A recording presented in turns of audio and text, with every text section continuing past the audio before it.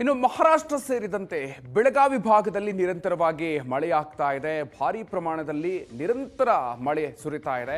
ನದಿಗಳಿಗೆ ಈಗ ನೀರು ಹರಿದು ಬರ್ತಾ ಇದೆ. ಬಾಗಲಕೋಟೆ ನದಿಗಳಿಗೆ ತುಂಬಿದ ಘಟಪ್ರಭಾ ನದಿಗೆ ಅಪಾರ ಪ್ರಮಾಣದ ನೀರು ಹರಿದು ಬರ್ತಾ ಇದೆ.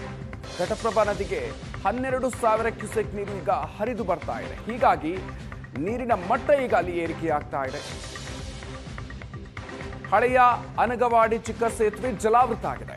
ಖಾಲಿಯಾಗಿದ್ದಂತಹ ಘಟಪ್ರಭಾದಲ್ಲಿ ನೀರು ಹೆಚ್ಚಳ ಆಗಿದೆ. ಅದನ್ನು ಕಂಡು ರೈತರು ಈಗ ಸಂತಸಗೊಂಡಿದ್ದಾರೆ. ಅಕ್ಕಪಕ್ಕದ ಹೊಲಗದ್ದೆಗಳಿಗೆ ಇದರ ನೀರೇ ಆಶ್ರಯ. ಹೀಗಾಗಿ ಆ ಭಾಗದ ರೈತರ ಮುಖದಲ್ಲಿ ಈಗ ಮಂದಹಾಸ ಮೂಡಿದೆ. ಆರಂಭದಲ್ಲಿ ಮುಂಗಾರು ಬಹಳಷ್ಟು ಕಡಿಮೆ ಸುರಿದಿತ್ತು. ಜೂನ್ ತಿಂಗಳಾದ್ಯಂತ ಮಳೆಯ ಕೊರತೆ ಉಂಟಾಗಿತ್ತು. ಹೀಗಾಗಿ ರೈತರು ಸಹಜವಾಗಿ ಆತಂಕದಲ್ಲಿ ಇದ್ರು. ಆದರೆ ಈಗ ಮಹಾರಾಷ್ಟ್ರ ಭಾಗದಲ್ಲೂ ಕೂಡ ಉತ್ತಮ ಮಳೆಯಾಗ್ತಾ ಇದೆ. ಬೆಳಗಾವಿಯಲ್ಲೂ ಕೂಡ ಮಳೆಯಾಗ್ತಾ ಇದೆ. ಸೊ ಹೀಗಾಗಿ ಬಾಗಲಕೋಟೆಯ ರೈತರು ಈಗ ರೈತರ ಮುಖದಲ್ಲಿ ಈಗ ಸಂತಸ ಕಂಡು ಬರ್ತಾ ಇದೆ. ಮುಂಗಾರು ಹಂಗಾಮಿನಲ್ಲಿ ಇಡೀ ರಾಜ್ಯದಲ್ಲಿ ಮಳೆ ಆಗದೇ ಇರೋದರಿಂದ ಬರದ ಛಾಯೆ ಮೂಡಿದೆ. ಜನ ಇವತ್ತು ಉದ್ಯೋಗ ಹುಡ್ಕೊಂಡು ಗುಳೆ ಹೋಗ್ತಕ್ಕಂಥ ಕೆಲಸ ಪ್ರಾರಂಭ ಆಗಿದೆ.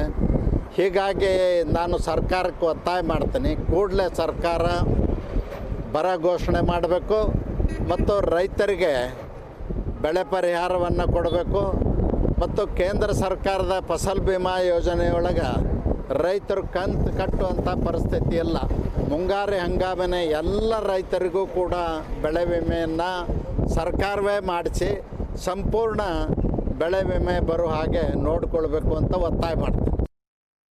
ಮಹಾರಾಷ್ಟ್ರ ಭಾಗದಲ್ಲಿ ಯಥೇಚ್ಛವಾಗಿ ಮಳೆಯಾಗುತ್ತಿರುವ ಕಾರಣದಿಂದ ಇವತ್ತಿನ ದಿವಸ ಬಾಗಲಕೋಟೆ ಜಿಲ್ಲೆಯಲ್ಲಿ ಹರಿದಿರ್ತಕ್ಕಂಥ ಘಟಪ್ರಭಾ ನದಿಗೆ ಅಪಾರ ಪ್ರಮಾಣದ ನೀರು ಹರಿದು ಬರ್ತಾ ಇರ್ತಕ್ಕಂಥದ್ದು ನಾವೀಗ ದೃಶ್ಯದಲ್ಲಿ ಏನು ತೋರಿಸ್ತಾ ಇದ್ದೇವೆ. ಬಾಗಲಕೋಟೆ ಜಿಲ್ಲೆಯ ಅಡಗವಾಡಿಯ ಬ್ರಿಡ್ಜ್ ಬಳಿಯಲ್ಲಿ ಇರ್ತಕ್ಕಂಥ ದೃಶ್ಯವನ್ನು ನಾವು ತೋರಿಸ್ತಾ ಇದ್ದೇವೆ. ಪ್ರಮುಖವಾಗಿ ಸದ್ಯದ ಒಂದು ಮಾಹಿತಿ ಪ್ರಕಾರ 12,000 ಕ್ಯೂಸೆಕ್ಸ್ಗೂ ಅಧಿಕ ಪ್ರಮಾಣದ ನೀರು ಈಗಾಗಲೇ ಏನಂತಂದರೆ ಘಟಪ್ರಭಾ ನದಿಗೆ ಹರಿದು ಬರ್ತಕ್ಕಂಥದ್ದು ದೃಶ್ಯವನ್ನು ನಾವಿಲ್ಲಿ ಕಾಣ್ತಿದ್ದೇವೆ. ಯಾಕಂತಂದರೆ ಬಾಗಲಕೋಟೆ ಜಿಲ್ಲೆ ಮಟ್ಟಿಗೆ ಹೋಲಿಸಿಕೊಂಡಂಥ ಸಂದರ್ಭದಲ್ಲಿ ಕೃಷ್ಣ, ಮಲಪ್ರಭಾ, ಘಟಪ್ರಭಾ ಮೂರು ನದಿಗಳು ಸಂಪೂರ್ಣವಾಗಿ ಖಾಲಿಯಾಗಿದ್ದು, ಆದರೆ ಇವತ್ತಿನ ದಿವಸ ಮಹಾರಾಷ್ಟ್ರದಲ್ಲಿ ಯಥೇಚ್ಛವಾಗಿ ಮಳೆ ಆಗುತ್ತಿರುವ ಕಾರಣದಿಂದ ಸದ್ಯದ ಒಂದು ಮಾಹಿತಿ ಪ್ರಕಾರ 12,000 ಕ್ಯೂಸೆಕ್ಸ್ಗೂ ಅಧಿಕ ಪ್ರಮಾಣದ ನೀರನ್ನು ಹರಿಬಿಡಲಾಗ್ತಾ ಇದೆ. ಹೀಗಾಗಿ ಏನಂತಂದರೆ ಅಪಾರ ಪ್ರಮಾಣದ ನೀರು ಬರ್ತಾ ಇರುವಂಥದ್ದನ್ನು ನಾವು ನೋಡ್ತಾ ಇದ್ದೇವೆ. ಮತ್ತು ಅಷ್ಟೇ ಅಲ್ಲದೆ ಏನು ಅನಗವಾಡಿ ಬ್ರಿಡ್ಜ್ನ ಹೊಸ ಬ್ರಿಡ್ಜ್ನಿಂದ ನಾವು ನೋಡಿದಂಥ ಸಂದರ್ಭದಲ್ಲಿ ಏನು ಮೊದಲನೇ ಒಂದು ಚಿಕ್ಕ ಸೇತುವೆ ಇತ್ತು, ಅದು ಸಂಪೂರ್ಣವಾಗಿ ಜಲಾವೃತವಾಗಿರುವಂಥದ್ದನ್ನು ಕೂಡ ನಾವಿಲ್ಲಿ ಕಾಣ್ತಾ ಇದ್ದೇವೆ. ಅಂದರೆ ಅಲ್ಲಿಂದ ಏನಂತಂದರೆ ಆ ಕಾಲ್ದಾರಿ ಮೂಲಕ ಜನರು ಕೂಡ ಹೋಗ್ತಾ ಇದ್ರು. ಅದು ಈಗ ಸಂಪೂರ್ಣವಾಗಿ ಅದು ಏನಂತಂದರೆ ಜಲಾವೃತವಾಗಿರುವಂಥ ಒಂದು ದೃಶ್ಯವನ್ನು ಕೂಡ ನಾವಿಲ್ಲಿ ಕಾಣ್ತಾ ಇದ್ದೇವೆ. ಏನೊಂದು ಘಟಪ್ರಭಾ ನದಿಗೆ ನೀರು ಬಂದು ಪರಿಣಾಮವಾಗಿ ಇವತ್ತಿನ ದಿವಸ ರೈತರು ಸಂಪೂರ್ಣವಾಗಿ ಏನಂತಂದರೆ ಸಂತಸಗೊಂಡಿರುವಂಥದ್ದು. ಯಾಕಂದರೆ ನಾವು ಪಕ್ಕದಲ್ಲೇ ಹೊಲಗದ್ದೆಗಳನ್ನು ನೋಡ್ತಾ ಇದ್ದೇವೆ.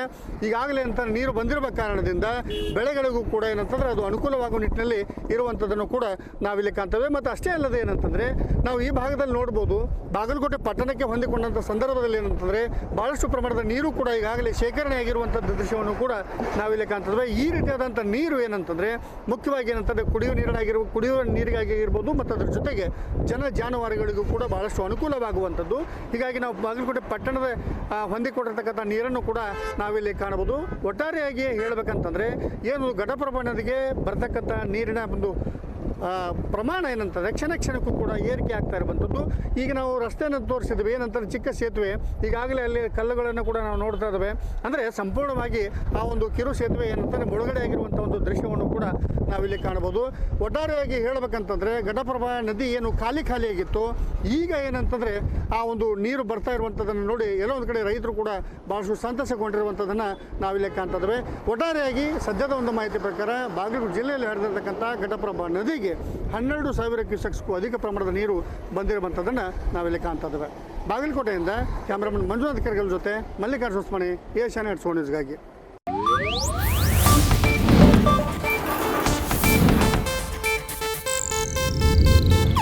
ಇದು ಏಷ್ಯಾನೆಟ್ ನ್ಯೂಸ್ ನೆಟ್ವರ್ಕ್ ಪ್ರಸ್ತುತಿ.